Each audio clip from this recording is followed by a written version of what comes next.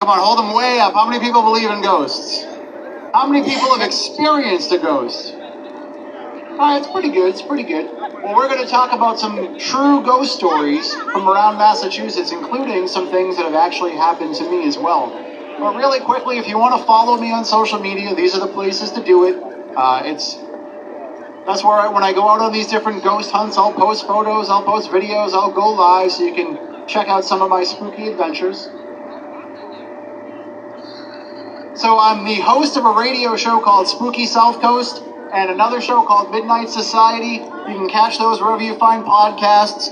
We've done over 700 episodes of Spooky South Coast, about 400 episodes of the other shows, so lots for you to get caught up on. Lots of spooky fun. I'm also the host of... That picture was like 100 pounds ago.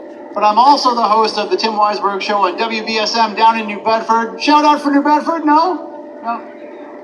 All right, fine. Just so you know, when I said, last night I was in New Bedford, I said, shout out for Worcester. Nobody said anything either, so. Okay.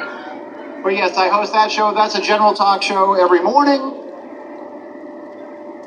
And I've also worked on some of your favorite paranormal television shows as a writer, a researcher, producer, working behind the scenes and collecting these ghost stories so that we can send the cast members out into these places to investigate for the paranormal. And I've had a chance to be on TV on a few shows as well. I was on a show called Hotel Paranormal with Dan Aykroyd. He was the narrator, so although we never really got to work together, we share an IMDb credit, so as far as I'm concerned, that makes me an official Ghostbuster. Don't ruin it for me. And then I was in a documentary that you can catch on the Tubi app, which is a free app called Famously Haunted Amityville that looks into the Amityville horror case.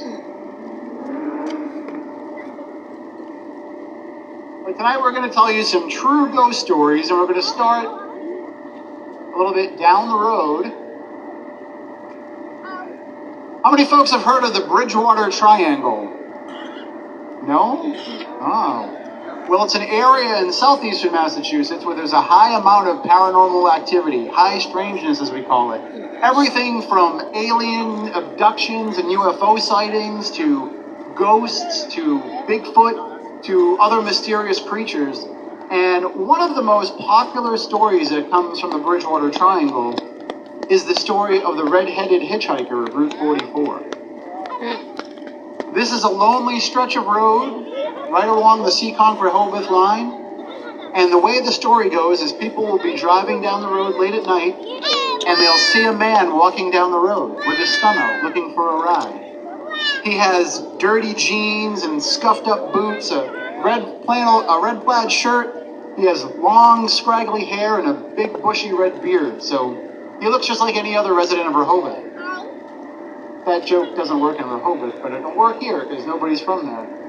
How do you know that the toothbrush was invented in Rehoboth? Because anywhere else they would have called it a teeth brush. All right. But the way the story goes is people will be traveling down this road. They'll see this man out there looking for a ride, and they'll pull over to pick him up. And when they pull over, he'll always get into the back seat of the car, even if you're the only other person in the car. And when you say, "Where are you headed?" he won't say anything. He just continues staring straight ahead with his black, soulless eyes, looking in the direction you were already going. So you start driving down the road, and you try to make small talk with him, but he's not saying anything. He's just staring straight down the road.